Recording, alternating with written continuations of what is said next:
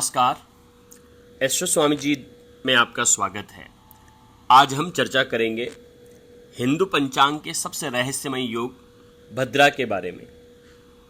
क्या आप जानते हैं, यही वह शक्ति है जो शुभ मुहूर्त में भी अगर सक्रिय हो तो कार्यों में विघ्न डाल देती है, परंतु कुछ विशेष परिस्थितियों में यही भद्रा लाभकारी भी हो जाती है। आइए जानते हैं इसकी पौराणिक उत्पत्ति, गणना विधि और व्यावहारिक उपाय। सबसे पहले बात करेंगे भद्रा क्या है। भद्रा माता सूर्य देव की छाया से उत्पन्न हुई है। शनिदेव, यमराज और यमुना की ये बहन है। इनका अत्यंत भयावह स्वरूप शास्त्रों में बताया गया है। कहा जाता है काला शरीर, लंबे बाल और नुकीले दांत। प्राचीन काल में जब इन्होंने सभी यज्ञ पूजा बाधित करनी शुरू करी, तब ब्रह्मा जी ने इन्हें 11 करणों में 7वां विष्टिकरण बना दिया। आज भी यह भद्रा काल के रूप में 3 लोकों स्वर्ग, पाताल और पृथ्वी में विचरण करती है, विष्टिकरण के रूप में। अब जानते हैं कि कैसे करते हैं भद्रा की गणना। हर तिथि के 2 भाग होते हैं, अर्थात करण होते हैं। कुल 11 करणों में से विष्टिकरण ही भद्रा है। यह जानना अति आवश्यक है कि चंद्रमा की स्थिति के आधार पर भद्रा का वास निर्धारित होता है। मेष, वृष, मिथुन, वृश्चिक राशि में भद्रा स्वर्ग लोक में रहती है और उसका जो मुख होता है वह ऊपर की तरफ होता है। ऊर्ध्वमुख भद्रा का कहा जाता है। कर्क, सिंह, कुंभ और मीन राशि में भद्रा जो है पृथ्वी लोक पर निवास करती है और उसका मुख सामने होता है, तो यह सबसे नकारात्मक स्थिति होती है। इसी समय भद्रा सबसे ज्यादा नेगेटिव प्रभाव डालती है। और कन्या, तुला, धनु, मकर राशि में भद्रा अधोमुखी होती है, पाताल लोक में होती है, तो यह सामान्य होता है। अब बात करेंगे भद्रा काल में कौन कौन से कार्य वर्जित हैं। जब भद्रा पृथ्वी पर हो, विशेष करके उसका मुख, कंठ या हृदय सक्रिय हो, तब इन कार्यों से बचना चाहिए। सबसे पहले विवाह, गृह प्रवेश, नामकरण भद्रा में नहीं कराने चाहिए। आपको जब आप इन चीज़ों के मुहूर्त के लिए अपने पंडित जी के पास जाएं तो आप उनसे ज़रूर पूछिएगा, या फिर आप astroswamiji.com में हमारे पंडितों से बात कर सकते हैं।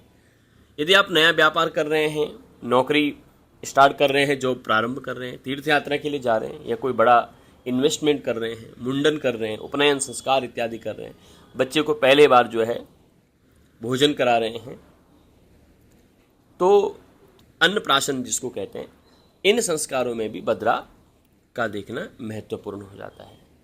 यदि आप ऐसे किसी कार्य को भद्रा के समय करते हैं तो उसका सबसे नकारात्मक प्रभाव होता है कि आपकी बहुत सी ऊर्जा जो है खत्म हो जाएगी। चाहे वो आपकी धनात्मक ऊर्जा है या फिर आपकी नेगेटिव ऊर्जा है, तो वो आपकी निश्चित रूप से खराब हो जाएगी। भद्रा में करने योग्य विशेष कार्य, कुछ ऐसे कार्य हैं जहां भद्रा सहायक बन जाती है, पॉजिटिव हो जाता है, तो भद्रा काल में इन कार्यों को किया जा सकता है। कौन से कार्य हैं? यदि आप शत्रु के ऊपर कोई कार्रवाई कर रहे हैं, कोई केस करने जा रहे हैं, किसी के ऊपर FRI कराने जा रहे हैं, तो इस समय भद्रा काल आपके लिए शुभ हो सकता है। कोई सर्जरी या ऑपरेशन करा रहे हैं तो रिकवरी बहुत तेजी से होगी। यज्ञ हवन, विशेष करके रुद्राभिषेक इत्यादि भी सकारात्मक होता है, क्योंकि यज्ञ जो हम करते हैं वो हम त्याग करते हैं, रुद्राभिषेक भी त्याग करते हैं, तो वो पॉजिटिव रहता है। यदि हम कोई चीज़ इन करते हैं, अपॉर्चुनिटी, तो वहाँ पर भद्रा को नकारात्मक माना गया है। यदि आप कोई पशु खरीद रहे हैं, गाय, भैंस इत्यादि, तो वो पॉजिटिव है। ऋण वसूली के लिए भद्रा शुभ मानी जाती है और विवाद के समाधान के लिए भी। ऐसे कार्य में भद्रा की पुच्छ में यदि आप इस कार्य को करते हैं, जब भद्रा समाप्त हो रही है, तो वो शुभ होता है। भद्रा से बचाव के उपाय, यदि अनजाने में भद्रा काल में कोई शुभ कार्य हो जाए तो कैसे फिर उससे बचा जा सकता है, उसके लिए कुछ चीजें बता रहे हैं।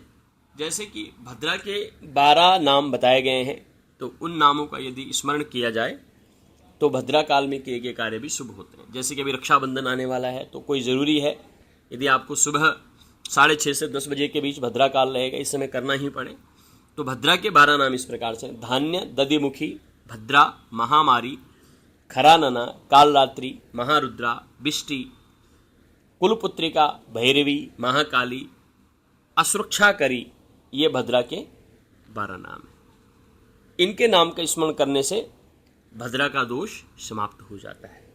हनुमान चालीसा का पाठ करने से भी कहते हैं कि भद्रा का दोष समाप्त हो जाता है। गुड़ चना का दान भी कर सकते हैं, या फिर शिवलिंग पर जल अर्पित करने से भी भद्रा का जो प्रभाव होता है नष्ट हो जाता है। मित्रों, भद्रा को अशुभ समझने की बजाय इसे एक विशेष ऊर्जा संतुलन का समय माने। अगले वीडियो में हम बताएंगे कि 2025 की भद्रा तिथियां और उनका प्रभाव। कमेंट करके बताइए, क्या आपने कभी भद्रा काल में कोई बड़ा निर्णय लिया था? ज्योतिष परामर्श हेतु आप हमारे डिस्क्रिप्शन में दिए लिंक पर क्लिक कर सकते हैं। astroswamiji.com